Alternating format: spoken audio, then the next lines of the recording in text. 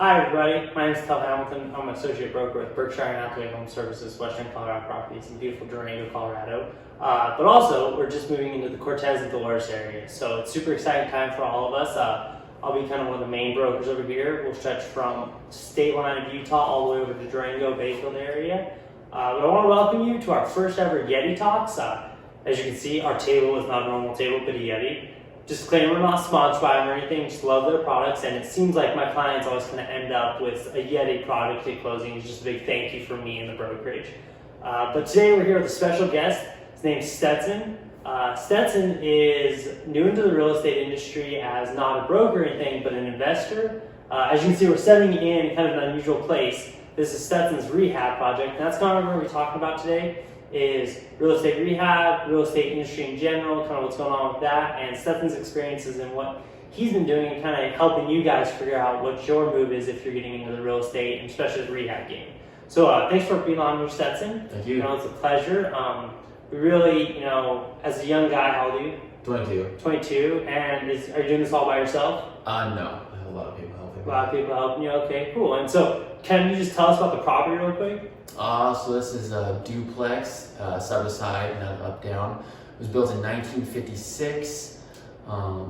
Single level, both 2 and 1 on both sides, so 2 bedroom, 1 bath on both sides. The property was in decent condition. It needed quite a bit of work. New flooring, new paint, new little bit of upgrading the kitchen, the bathroom needed as well, some upgrading. But at that price and the condition, we were able to get a good deal on that. So you say condition. What scale of 1 to 10, 1 being like your neighborhood garbage can? What is the property when you bought it? What was it? I would say, and especially if you're doing a rating, it was probably like a C-class rating, and probably like a 4.5 to a 5. 4.5 to a 5. So what was like the most difficult or like the worst part of the property? So the tenant was in this, so when we bought it, it actually was occupied. Both sides are occupied. One side is currently occupied. We're doing unit 1 here. The hardest part about this was actually the tenant that was in here. It was in here for about 15 years. I really don't think that it cleaned absolutely one time. So the kitchen cabinets, these are actually the original kitchen cabinets that from the last remodel. This property was remodeled in 1997 was the last time, which so happens to be the same year I was born. And I don't really think the tenant cleaned one time in 15 years since he had been in here. So mostly up here out of the kitchen cabinet, the range, the stoves sit right behind me here, and the caking of grease on the cabinets was unreal, and it took a lot of cleaning product to get that to the point where we could paint these cabinets again, and we ended up having to sand them as well to get the paint to stick real well. No, it definitely looks great. If walking into this, you would definitely rate it well above like a 4.5 or C class. I think now we're probably for our area, which is Cortez.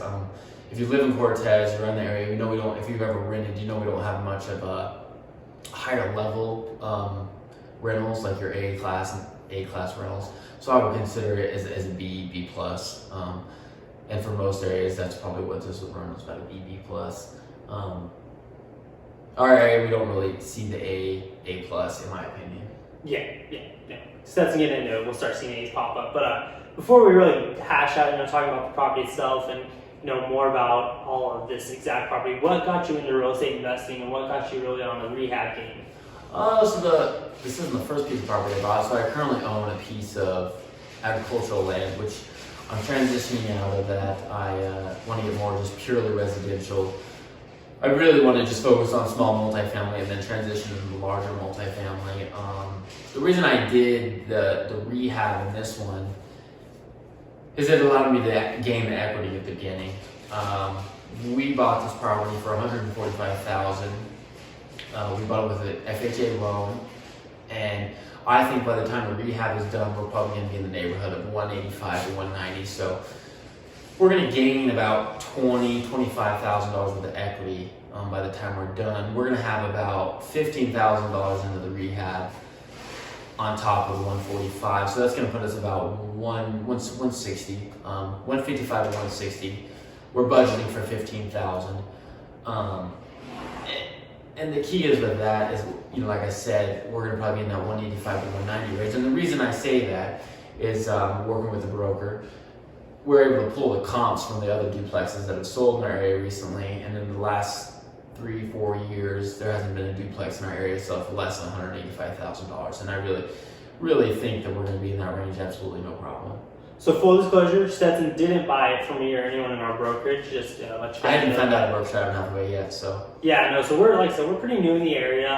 Not in Durango. We've been there for a while. We definitely have a really good spot there. We just transitioned into a new office on Main, but into Cortez and Dolores, we're really starting to pick up speed and really moving into this area. But back to Stetson, you want to make sure we learn all we can, because real estate investing is definitely something you hear a lot of guys talk about. There's a ton of people that are super against it because they probably went through one bad deal or not. But we're here to kind of help alleviate some of that, and learning from experience is the best, so why not learn from someone else's experience? And so, with that, Stetson, what got you on the path to jumping into real estate versus, your typical 9-to-5 or anything like that?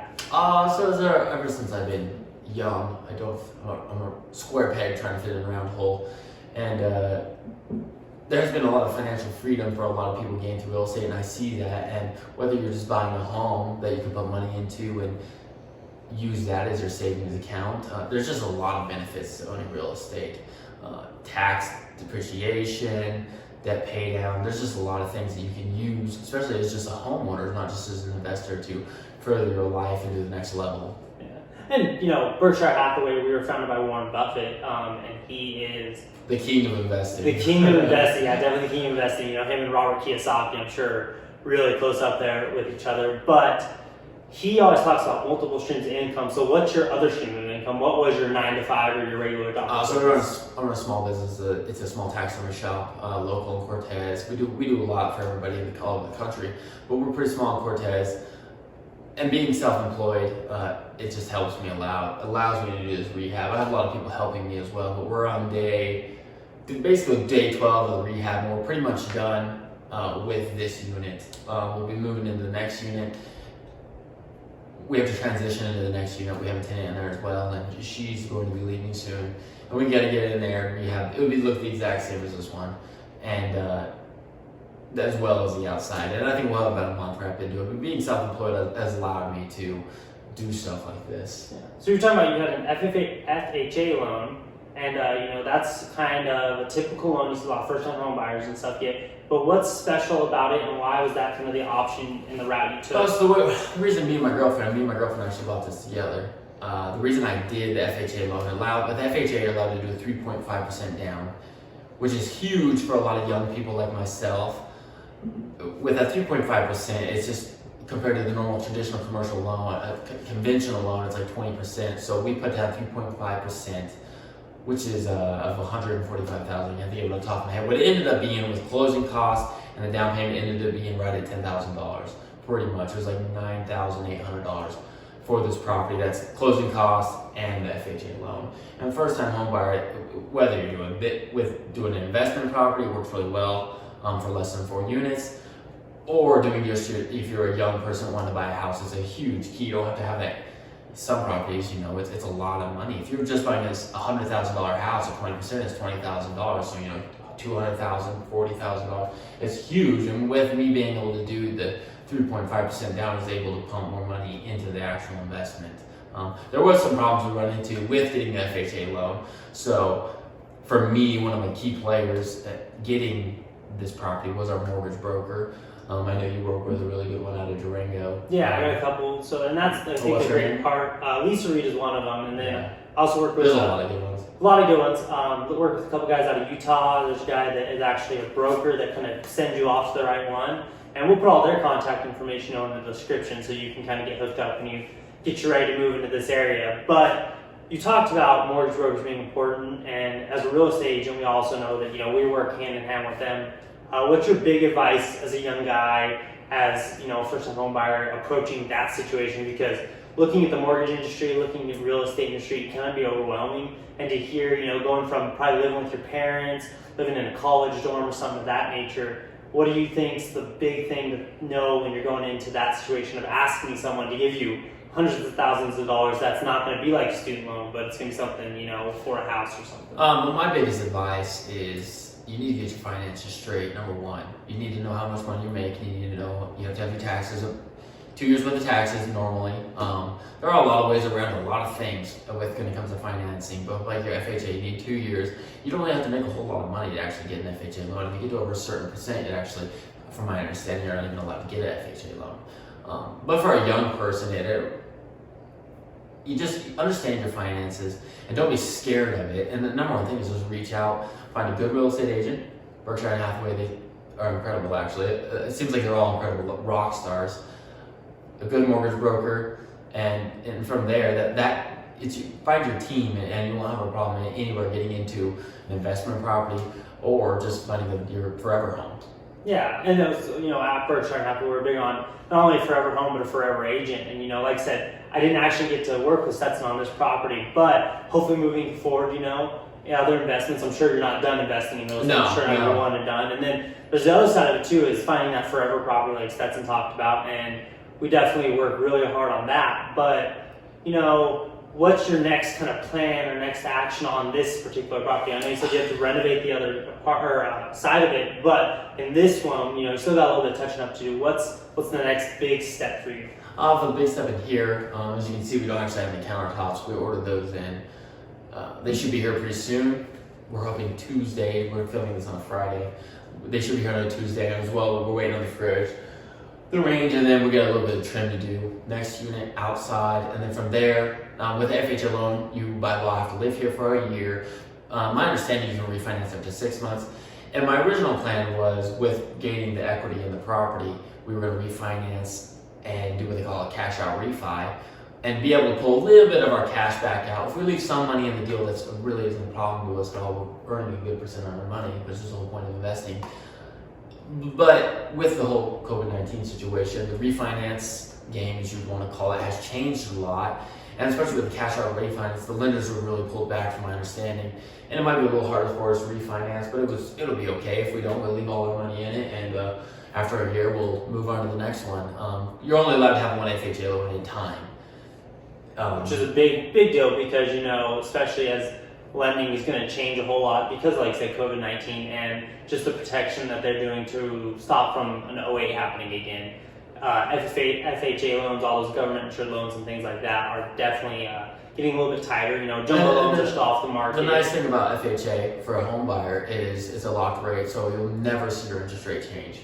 There are huge benefits to it. You have a little bit more. Just be aware when you go to FHA, there are other fees that you're not aware of as a first-time home buyer. There was stuff that caught me off guard with the agricultural loan that I had before. This was nothing similar to the FHA for the house loan.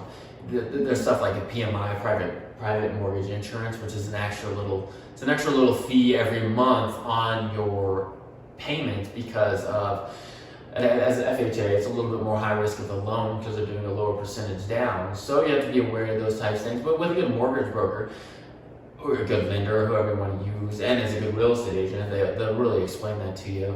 Some of that stuff wasn't explained to me, so till it was a little too late. But it really, I figured for some of it, and it worked out all right. But there are some that you have to account for, and finding a good agent will help you get through that. Find your team, and you'll be able to do it.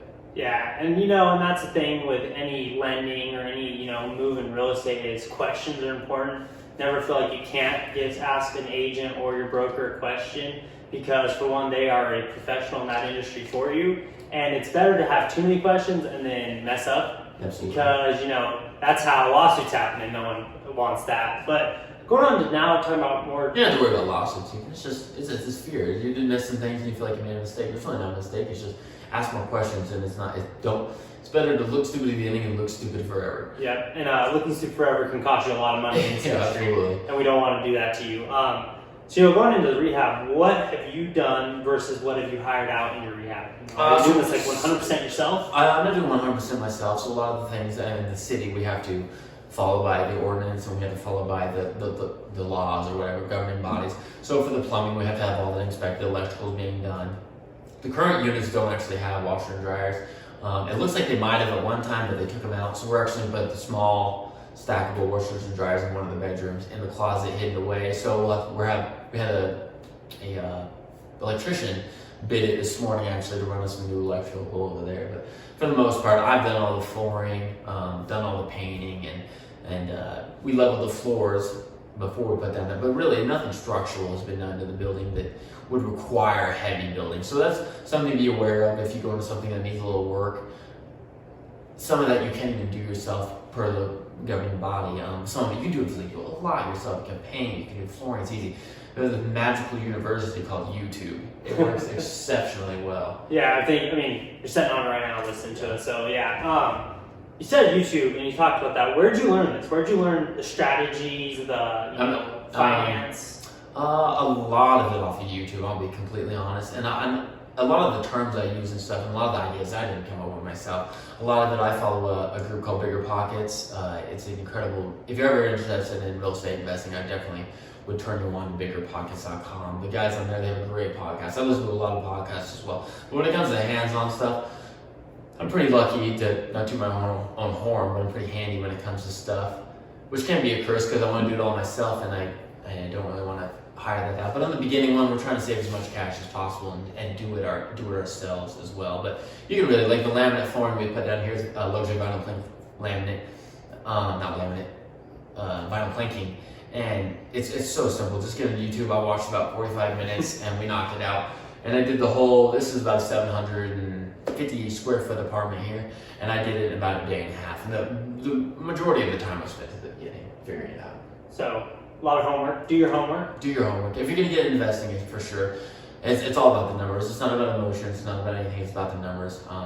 But if you're buying a forever home, it's about emotions. You even if you guys spend a little bit more money, it's totally worth it. Yeah, and that's the thing with working with professionals in our industry is having that person that's not only there for you, in terms of legal and writing contracts and stuff, but the counselors that come with it, Yeah.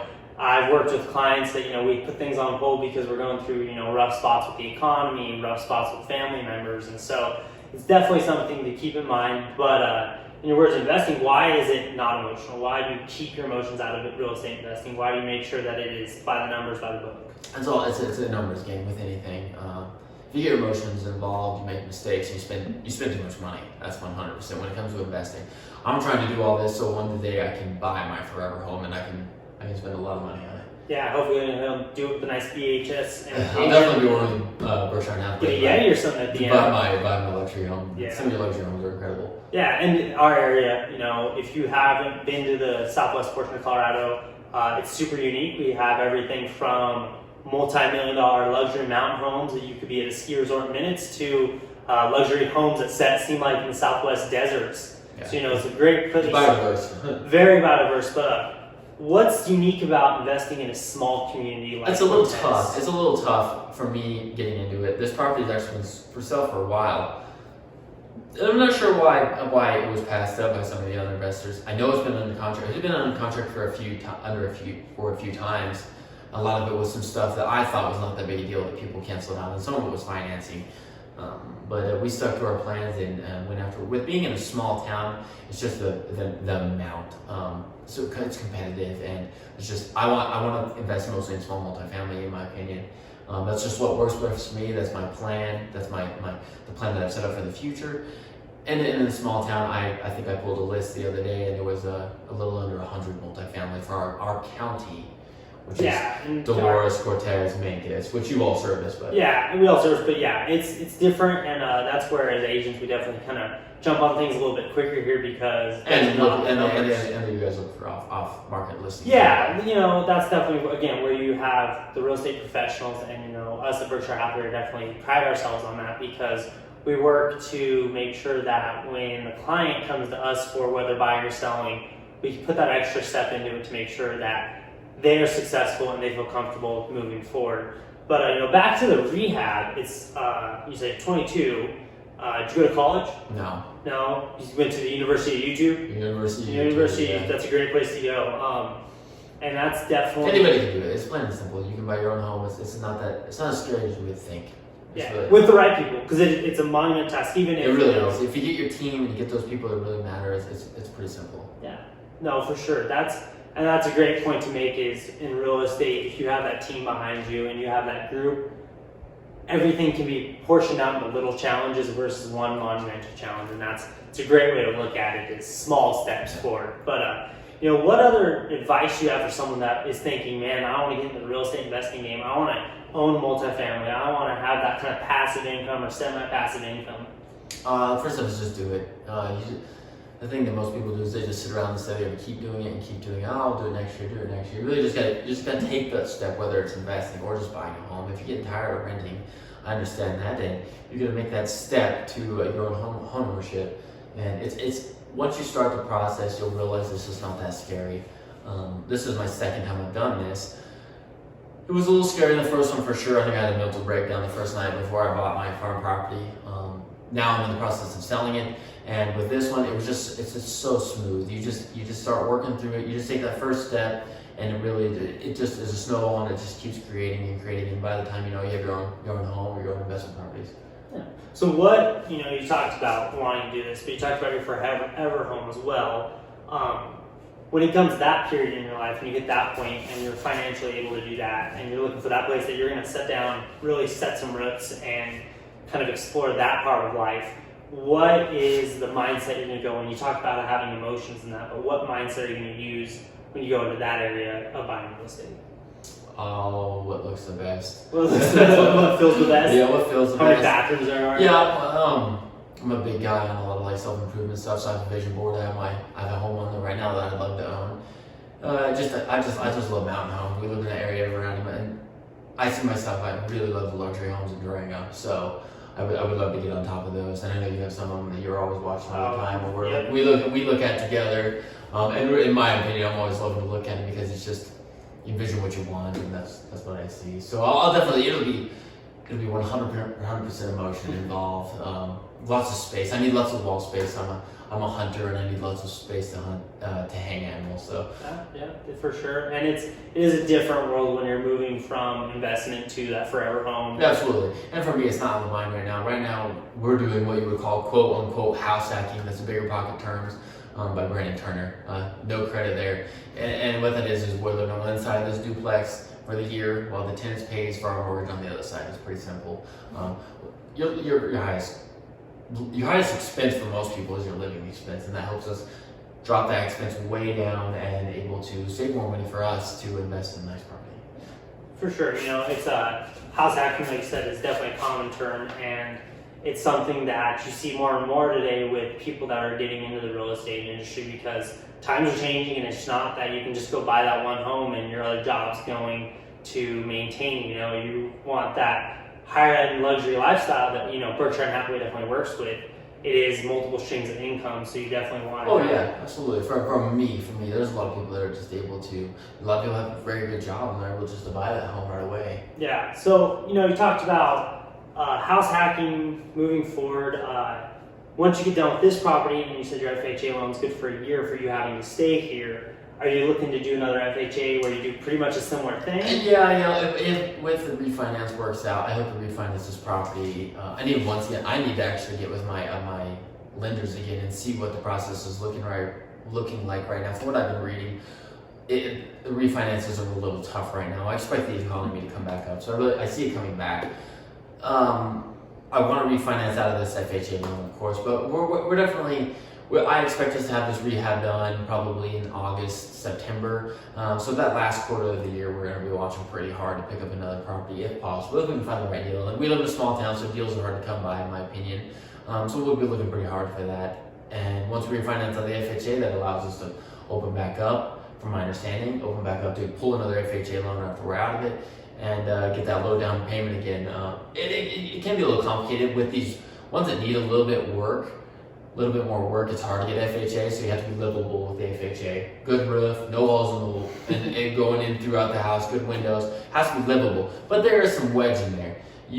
With the outside of this house, so you can't have any peeling paint as well. So what we ended up doing, Tel actually helped me do it, is there was spots in the house where the T11 siding has just peeled off paint. We actually went through before we closed on the loan and painted all the spots just to get the loan approved. But it really worked out, and if you pay attention, it also helped. It was during COVID. Nobody wanted to the appraiser didn't really want to do too much digging inside the house and really helped us out. But I think even in a non-time like that, it would have went through just fine, and we would have been able to close the loan and pump some equity into the property. Yeah. So what was it like, going through your first closing on a residential property? You talked about some agricultural land you had, but what was that kind of situation like for you? Because, closing is that time in real estate when numbers become bigger, and, it feels like a grind. It's 45 days or 10 days or whatever it may take can feel like a lifetime. And as a client, as a broker, as anything, it's a really difficult and emotional time.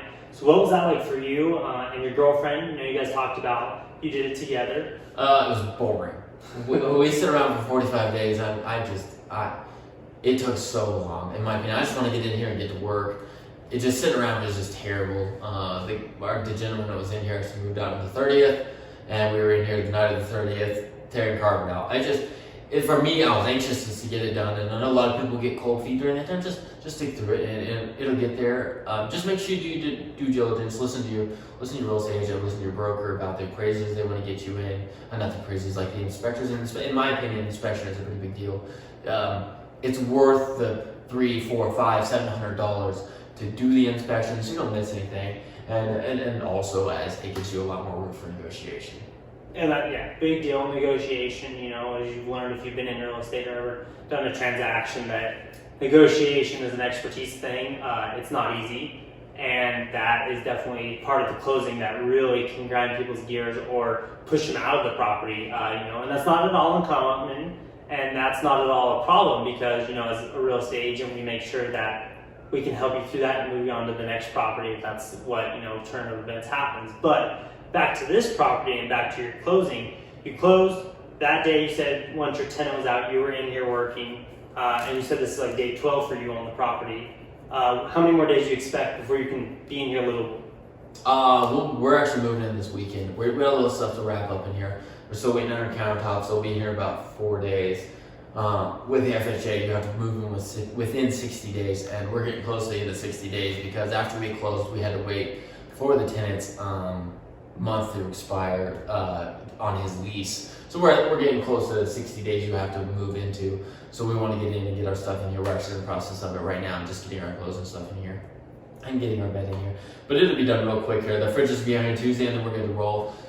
Put some trim in, and we'll hang out. The next tenant is going to be moving out probably July 31st. She'll have the whole next month to move out. So in that time, I'm going to work on the outside, and then I'll get back in that unit over there. And that unit was in much better shape. We decided to start in this unit because it was in a lot worse shape, and it allowed us just to get in and get it taken care of, and then start with the hard stuff first and get to the easy one second. So I don't think it'll take near as long to get the second one unit done. Yeah, for sure. So kind of closing up. What was the hardest thing once you got in here and started rehabbing? For all my guys that want to rehab, my guys and girls that are like, man, I think it's awesome. Take a house, flip it, make it kind of our own style, and then get rid of it. Just find it with a personal home. You can definitely do a lot of this your own. And if it's not quite what you're looking for, but you think you could be, there's a lot you can do on your own. The hardest part? Yeah, what was the hardest part for you in this property so far? Oh shoot! I think what felt like the most time-consuming is I had the old linoleum glued down flooring in this kitchen. That was a little tough. That took a little while with a scraper, and I pawned it off on my girlfriend to take care of. Help. Always have a lot of hands to help. Just if you decide to do a little bit on your own and your own personal loan, if you want to do a little work, just borrow tools from wherever you need them. I'm lucky and fortunate in my other business. We have a lot of tools. We don't have to get a whole lot, but even me, I borrow quite a few tools to get stuff done in here. Yeah. So what's if you're gonna put vinyl plank flooring in, buy a laminate cutter. That is the number one tip I get because it's $100 and they'll save you so much time, in my opinion. Yeah, there you go. It's a big thing now with laminate and vinyl planking. A lot of people want to put that in their house. Buy a laminate cutter. It's awesome. Yeah, so you're gonna spend a lot of time at your Lowe's, your Home Depots, but worth it in the end for sure. You see rehab shows on TV and stuff. What do the rehab shows show you that really isn't true? It's not all throwing sledgehammers through walls and all of a sudden you have a beautiful van. This is definitely not. A lot of that, especially for me, as a home buyer, it's perfect for a home buyer. You can see that stuff that you really want to spruce up your place. But for me, I watch that and I want to spend too much money. I'm trying to be a little bit more reserved. We're doing an extremely nice job in this unit. It's not like we're chipping out anywhere, but there are some stuff that it is a rental unit. If you ever lived in a rental unit, it's not some extremely luxury for a B-class rental unit. So we didn't put granite countertops in here. We put Formica countertops in here. They look like granite, but they're not granite. Yeah, and that's definitely something. And on TV, they're gonna put granite countertops. Yeah, they're gonna put granite. But if I'm buying my home, if I was buying a home to live in for the next 10, 20, 30 years, I'm putting granite countertops in it. Yeah. So there's definitely a thing. Budget. Write your budget out. Like Stetson said before, that's something in all real estate is if you can bring your agent, your broker, the lenders the exact budget, it's going to just be a smoother process for Absolutely. So that's definitely a thing. Other tips, as we end up, what other tips should you have? Is there a book out there that's like, man, that's the thing to do and read? Or is there, you said buy the laminate cutter. What other kind of secrets do you have that you don't think a lot of people know about? For the investing side, if you're just getting into it, the number one book you need to read is Rich Dad Poor Dad. It's the number one finance book in the world, I think. If you're really thinking about it, start there and you really can progress. And if you want to get into real estate investing, Bigger Pockets, I think is huge. For me, it's huge. I'm a pro member on there. They have some calculators and stuff that really help me get through the process. And it breaks it down. It's easy to show your lender and everything like that.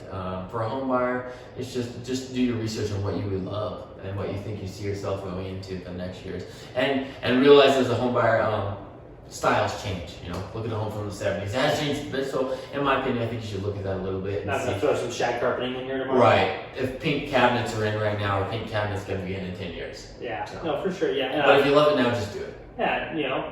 Disclaimer, like I said before, Stetson and I aren't sponsored by any of these companies who talk about this stuff. We just love them. Yeah, Robert Kiyosaki is the king of real estate. He's a king. I think Rich Dad Poor Dad should be a high school book that every kid reads because you just learn. But it's a great thought. It's cool to see a 22-year-old guy doing this because it's not something you see very often. I think it's coming up. You see more and more guys doing this, and the house hack and girls. Yeah, you said your girlfriend's in this, and she definitely sounds like she's been right there by your side helping you get through it. So Absolutely. It's definitely a cool thing to see, and it's a cool thing as a real estate agent because it's a whole different market we work in. We like, at Berkshire and Hathaway, people think it's only those luxury buildings and residences, but it's also farmland, investment properties, and everything like that.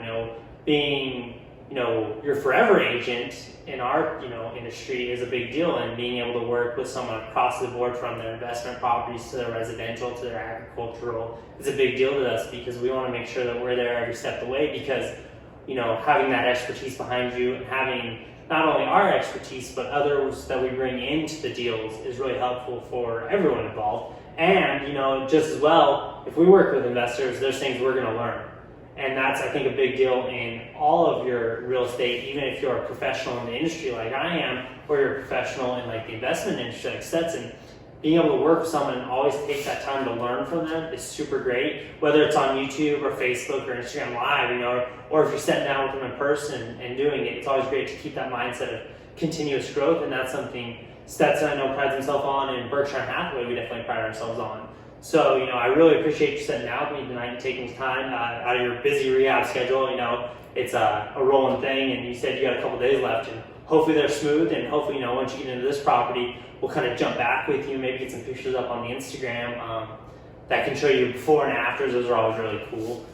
You can find me on Instagram at Buy and Sell with Tell. My Facebook page is Stetson Hamilton with Berkshire and Hathaway HomeServices, Western Colorado Properties.